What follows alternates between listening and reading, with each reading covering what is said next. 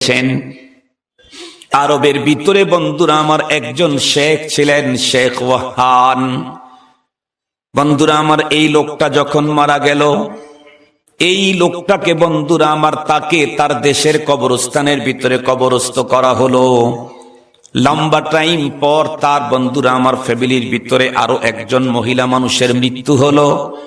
ফ্যামিলির লোকেরা সিদ্ধান্ত নিল লম্বা টাইম আগে এই কবরের ভিতরে ওই আলেমের লাশটাকে দাফন করা হয়েছে, এতদিনে তো আর লাশের গোস্ত টোস্ত কিছু নাই, শুকে গেছে। হাড় গোড় গুলাকে এক জায়গায় জমা করে ওই গর্তের ভিতরেই এই মহিলাকেও দাফন করা হবে। হজের মৌসুম ছিল, মহিলার লাশটাকে গোসল করানোর পরে কাফন পরানোর পর লাশ দাফন করার জন্য যখন আলেমের কবরটাকে খনন করা হলো, তখন দেখা গেল কবরের ভিতরে বন্ধুরা আমার আলেমের লাশ নাই। হাড়গোড় গুলা শুকায়া এমনটি হয়েছে তা না, তরতাজা একটা লাশ মনে হয় সদ্য কয়েক মিনিট আগে এখানে দাফন করে গেছে। অথচ কিছুক্ষণ পূর্বে দাফন করলে উপরের মাটির অবস্থান তো বোঝা যাবে, মাটির অবস্থানে দাফন করেছে কিছু আগে তা বোঝা যায় না। কিন্তু ভিতরের যেই লাশটা মিলল একদম তরতাজা লাশ, মাত্র দাফন করার মতো।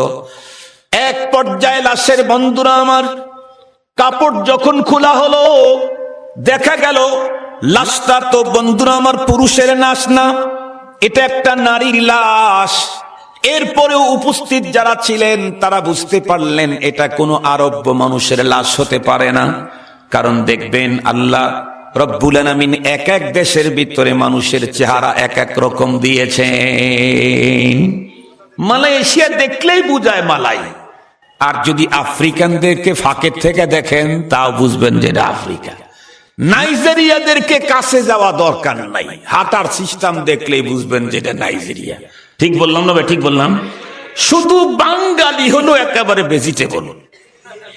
এই আফ্রিকাও আছে, নাইজেরিয়াও আছে, সৌদিও আছে, মালয়েশিয়াও আছে, সব আছে বাংলাদেশের মধ্যে, তাই না?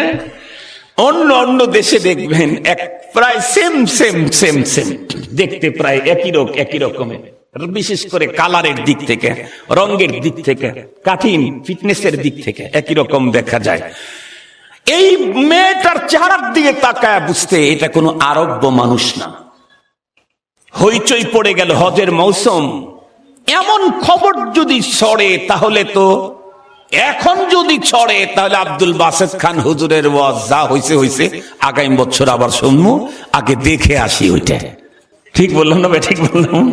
যদি আশেপাশে এখন শুনেন হুজুরের ওয়াজ যা শুনছি, আবার হুজুর আগামী বছর আসবে, দাওয়াত দেওয়া হয়েছে, আগে ওইটা দেখে আসি। প্রচুর পরিমাণে লোকের ভিড় ওই কবরের ওখানে। এই লাশ এখানে আসলো কেমনে? দেখতে তো বিদেশি বিদেশি মনে হচ্ছে, কেউ কোনো ক্লু খুঁজে পাচ্ছে না। এমতো অবস্থায় একজন হাজি ইউরোপ থেকে গেছে, সে ওই খবরটা শোনার পরে তার মাথার ভিতরে একটা জিনিস জেগে উঠছে। সে ভিড় সেট করে সামনে গেছে, গিয়া লাশটা দেখার পরে সে চিনে ফেলছে। সে উপস্থিত জনগণদেরকে দেখে বলল, ভাই আপনারা থামেন, এই লাশটাকে আমি চিনি। সমস্ত মানুষ স্তব্ধ হয়ে গেল, ভাবতে ছিল না জানি এই লোকই কিছুক্ষণ পূর্বে কোনো পদ্ধতিতে এখানে দাফন করে গেছে। জিজ্ঞাসা করা হলো, তুমি কেমনে চেনো, তোমার বাড়ি কোথায়, কি তোমার পরিচয়? সে তখন বলল, আমার বাড়ি অমুক জায়গায়। এই লাশটাকে তুমি কেমনে চেনো, এখানে কে দাফন করলো? সে তখন উত্তর করলো, এখানে দাফন করা হয় নাই। এই মেয়েটা হলো এক সম্ভ্রান্ত পরিবার, ইহুদি পরিবারের মেয়ে। আমি সেই পরিবারে চাকরি করতাম। দীর্ঘদিন পর্যন্ত চাকরি করার সুবাদে এই মেয়েটি আমার সঙ্গে যাওয়া আসা করত, দেখা সাক্ষাৎ করত। এক পর্যায়ে আমি মুসলিম, আমার আচার আচরণ, আমার চরিত্র, আমার আখলাক দেখে আমার প্রতি অনুপ্রাণিত হলো। এক পর্যায়ে সে আমাকে বলল, তুমি যেই ধর্মের মানুষ সেই ধর্ম সম্পর্কে আমাকে কিঞ্চিত একটু নলেজ দিবা কি? আমি গোপনে গোপনে যখনই সুযোগ পাইতাম তখন মাহাসিনে ইসলাম তার সামনে প্রমাণ প্রকাশ করে দিতাম। ইসলামের সৌন্দর্যের কথাগুলি তাকে মাঝে মাঝে লোড দিতাম। এক পর্যায়ে ইসলাম ধর্মের সৌন্দর্যের কথা শুনতে শুনতে ওর অন্তরে ইসলামের প্রতি অস্বাভাবিক মায়া ভিতরে তৈরি হয়ে যায়। গোপনে গোপনে আমার কাছে কালেমা পড়ে মুসলমান হয়ে যায়।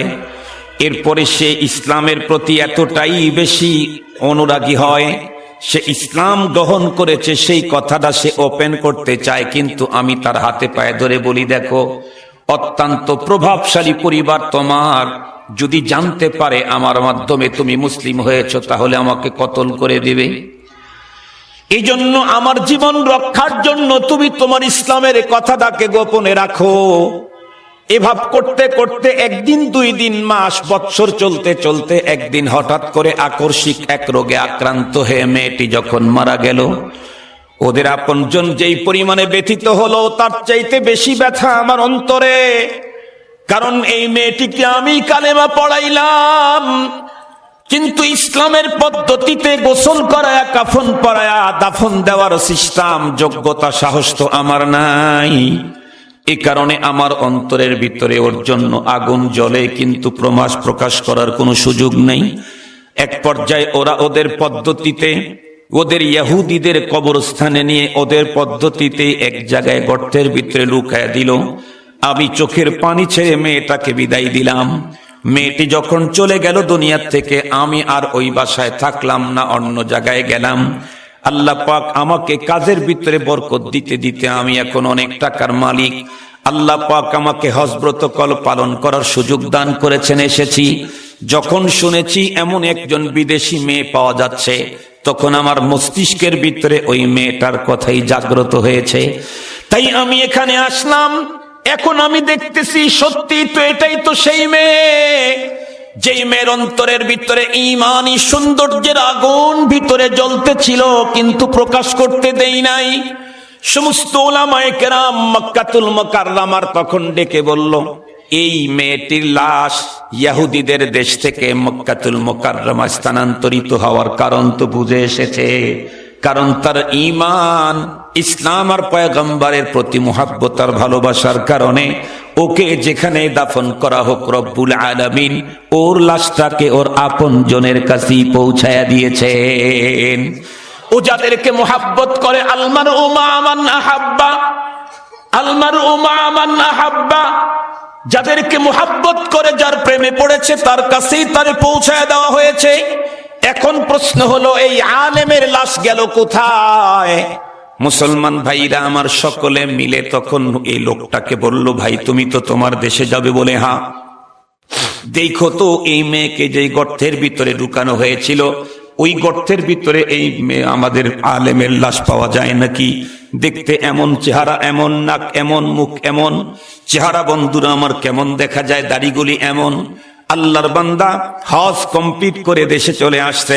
এক পর্যায়ে তার পূর্বের মালিকের বাসায় চলে গেল। তাদের সাথে কথোপকথন করতে করতে এক পর্যায়ে সাহসিকতার সাথে বলেই ফেললো, কারণ এখন তো আর কোনো ভয় নাই, ওদের যেমন টাকা আমারও তেমন টাকা, তাছাড়া আমি তো আর এইখানে চাকরিও করি না। বলতে বলতে এক পর্যায়ে হজের সফরে তাদের মেয়েকে যে দেখে এসেছে, এই কথা যখন তাদের সামনে পেশ করলো, তারা তখন মুস্কি হাসি উড়াইয়া দিল। এক পর্যায়ে ও যখন বারবার বলতেই ছিল, ওরা বলে এটা কোনোভাবেই সম্ভব না। উনি তখন বললেন, কম পক্ষে চলো যাই, যেই গর্তের ভিতরে তোমরা তাকে দাফন করেছিলে সেই গর্তের ওখানে চলো যাই। আমি চ্যালেঞ্জ দিয়ে বলতে পারি, ওই গর্তের ভিতরে তোমরা তোমার মেয়ের লাশ পাবা না। চ্যালেঞ্জ দিলাম। এই কথা বলার পরে কৌতূহল তো জাগবেই, একটু দেখি কি হয়। সবাই মিলে রওনা করলো খ্রিস্টানদের কবরস্থানের দিকে। এক পর্যায়ে কবরের ওইখানে গিয়ে কবর খনন করা হলো। সত্যি কবর খনন করার পরে দেখা গেল, যেই ভাবে কাপড় দিয়ে তারা লাশটার মেয়েটাকে রেখেছিল, এই অন্য সিস্টেমের কাপড়। এক পর্যায়ে বন্ধুরা আমার মাথার দিকের কাফনের কাপড়টা যখন খোলা হলো, আল্লাহু আকবার, প্রত্যেকে তাকায় দেখলো এ তো একজন পুরুষ মানুষের লাশ, তাও আবার মুখে দাঁড়িয়ে আছে। মুসলমান ভাইরা রে আমার, সবাই তো অবাক হয়ে গেল। তখন তো মোবাইল ফোনের যুগ ছিল না, রফতা রফতা সময়ের বন্ধুরা আমার ব্যবধানে খবরটা যখন মক্কাতুল মুকাররমায় পৌঁছায় দেওয়া হলো, তখন এলাকার আলিমেরা এই আলেমের লাশ কেন পবিত্র জমিন থেকে ইহুদিদের ওইখানে ট্রান্সফার হলো এর কারণ খোঁজা শুরু করলো। যত লোককে জিজ্ঞাসা করেন সবাই বলেন হুজুর বড় দিনদার পরহেজগার। যত মানুষকে জিজ্ঞাসা করেন বলেন বড় আখলাকি মানুষ। এক পর্যায়ে উলামায়ে কেরাম টিম বসে সিদ্ধান্ত নিল এই লোকটা প্রকৃত ভালো ছিল না মন্দ ছিল, সবচাইতে বেশি বলতে পারবে তার স্ত্রী। তার স্ত্রী যেহেতু এখনো বেঁচে আছে তার কাছে টিম পাঠানো হোক। এক পর্যায়ে তার স্ত্রীর কাছে যখন লোক পাঠানো হলো, স্ত্রী এই খবর শোনার পরে চোখের পানি ছেড়ে কান্নায় ভেঙ্গে পড়ল এবং উত্তর করলো, শোনেন আমার স্বামী নামাজ কালাম রোজা পর্দা এমনকি আমার হক হুকুকাত আদায়ের ব্যাপারে এতটাই অ্যালার্ট ছিলেন যেই মানের আমি অন্য কাউকে অ্যালার্ট দেখি নাই। সকলেই বলতেছেন কিন্তু তারপরে এমনটি কেন হবে? মেয়েটি তখন কান্নায় ভেঙ্গে পড়ে বলে, একটা মাত্র কারণ আমার বারবার মস্তিষ্কের ভিতরে উকি ঝুঁকি দেয়। সেটা কি?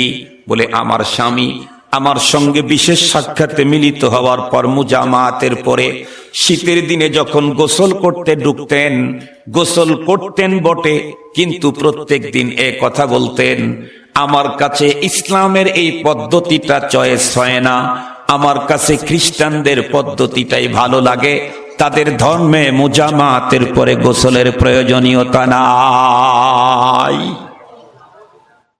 যতদূর পর্যন্ত মাইকের আওয়াজ যায় ভালো করে বুঝবেন মুসলিম তরুণ তরুণীরা, মুসলমান যুবক যুবতীরা ভালো করে বুঝবেন। এই আলেম শুধু বলেছে আমার কাছে ইসলামের এই সিস্টেমটা চয়েস হয় না, কিন্তু আমল ইসলামের তরিকাতেই করেছে, গোসল বাদ দিয়ে বাইরে যায় নাই, আমল ইসলামেরটাই করেছে। শুধু অন্তরের ভিতরে খ্রিস্টানদের সিস্টেমটা বন্ধুরা আমার তার চয়েসফুল হওয়ার কারণে আল্লাহ পাক রব্বুল আলামিন পবিত্র জমিনে তাকে দাফন করার পরে আলমার উমান আহাব্বা, যাদের সভ্যতা যার কাছে চয়েস তার দেশে তাকে আল্লাহ পাক পৌঁছায় দিয়েছেন। আমি মুসলমানদেরকে বলতে চাই, ও মুসলমান, তুমি তোমার ঘরের